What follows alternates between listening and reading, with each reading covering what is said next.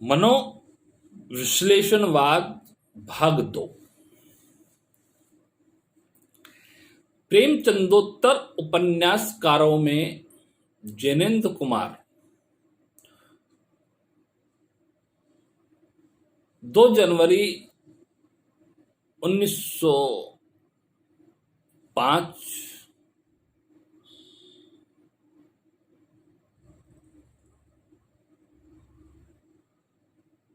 को जन्मे। 25 दिसंबर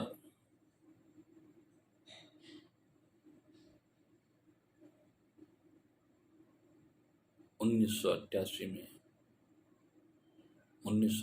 में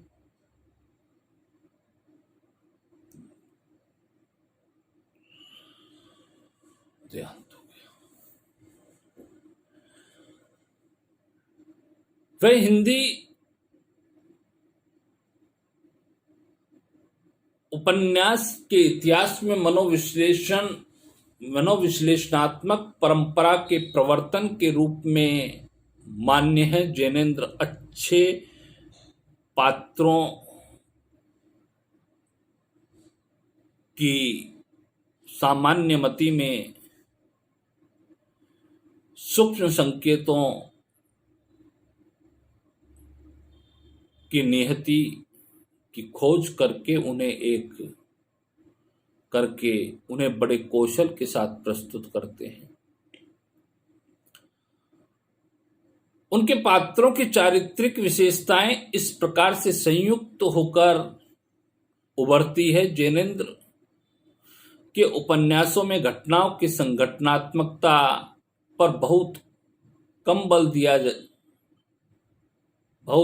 दिया गया मिलता है। चरित्रों की प्रतिक्रियात्मक घटनाएं के निर्देशन सूत्र ही मनोविज्ञान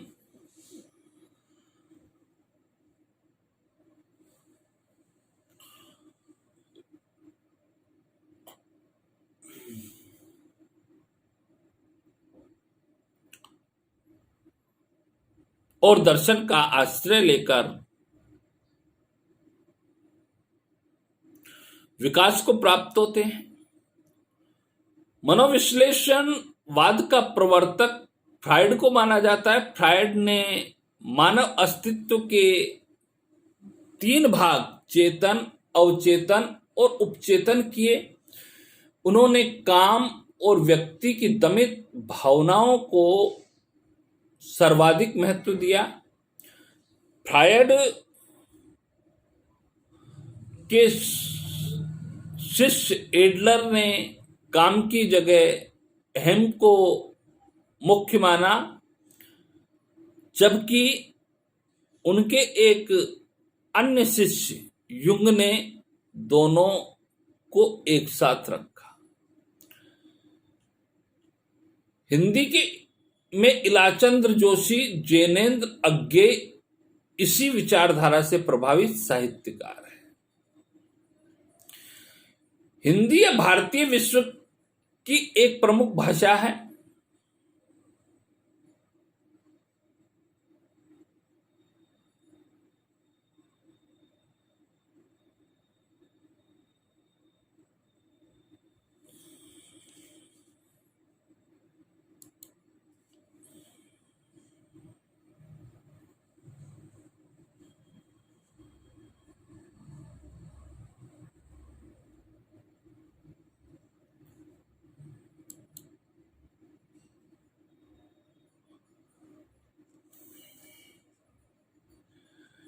सच्चिदानंद हीरानंद वात्स्यायन अज्ञे का जो मनोविज्ञान है वो भी इसी प्रकार का है। क्योंकि अज्ञे जो हैं वो अज्ञे और मनोविश्लेषणवाद लगती में है। यह आम अज्ञेय और मनोविश्लेषण में है क्या? अज्ञेय और मनोविश्लेषण के बीच समानता क्या है? अर्थात अज्ञेय के शेखर एक जीवनी को देखा जाए या जैनेन्द्र कुमार की पाजेब कहानी को देखा जाए,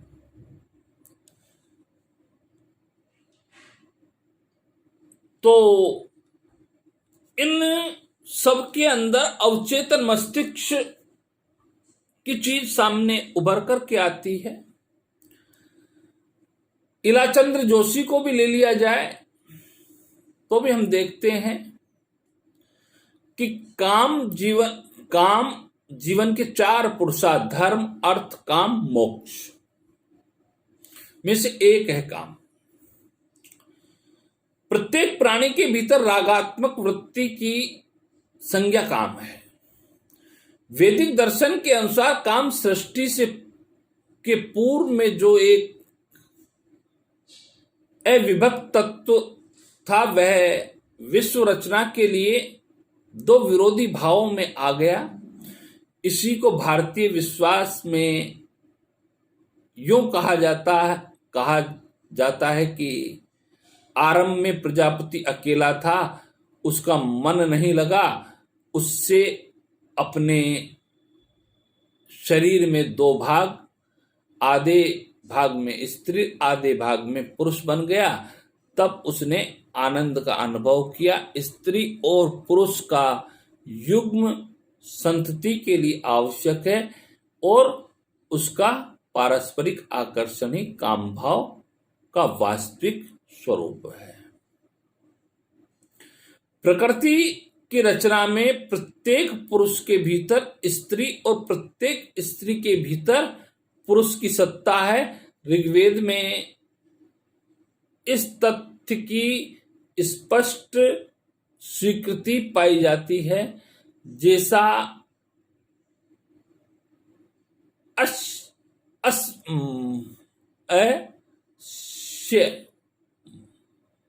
मानवीय सूक्त में कहा है, जिसे पुरुष कहते हैं वे वस्तुतः स्त्री है जिसके आंखें हैं। वह एक रहस्य को देखता है, अंधा इसे नहीं समझ सकता। स्त्रियां स्थिता तीन में पुंस, आहु, पश्य, दक्षान, विच्छेद। ऋग्वेद 3 164:16। इस तथ्य में अर्वाचीन मनोविज्ञान शास्त्र भी पूरी तरह स्वीकारते हैं। वे मानते हैं कि प्रत्येक पुरुष के मन में अन्योन प्रतिमा विद्यमान रहती है। ऐसी प्रतिमा की रचना का विधान है। कायिक, प्राणिक, मानसिक तीन ही व्यक्तित्व के परस्पर संयुक्त धरातल हैं और इन तीनों में काम का आकर्षण समस्त रागों और वासनाओं के प्रबल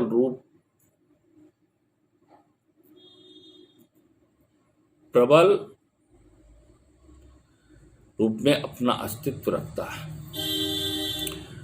अर्वाचीन शरीरधारी इसकी व्याख्या यूं करते हैं कि पुरुष में स्त्री हार्मोन्स और स्त्री में पुरुष लिंगी हार्मोन्स होते हैं। भारतीय कल्पना के अनुसार यही अर्धनारीश्वर है, अर्थात प्रत्येक प्राणी में पुरुष और स्त्री के दोनों आधे आधे भाव सम्मिलित रूप में विद्यमान होते हैं।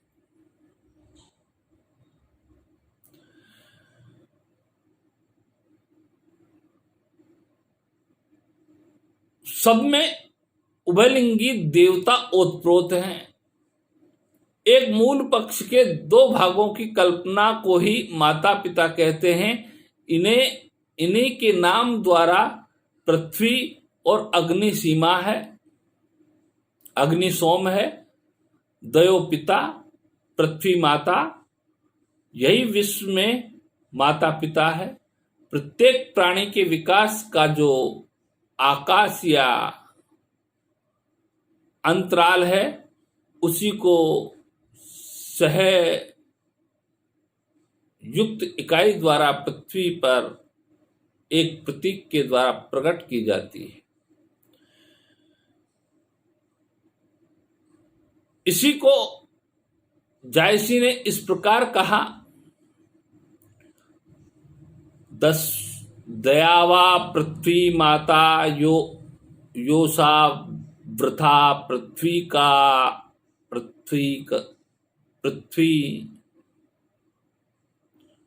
पुरुष का जो दुर्धर्ष पारस्परिक राग है वही काम है। कहा जाता है सृष्टि का मूल प्रतिपाद्य प्रजापति का इक्षण मन्यु भाव है।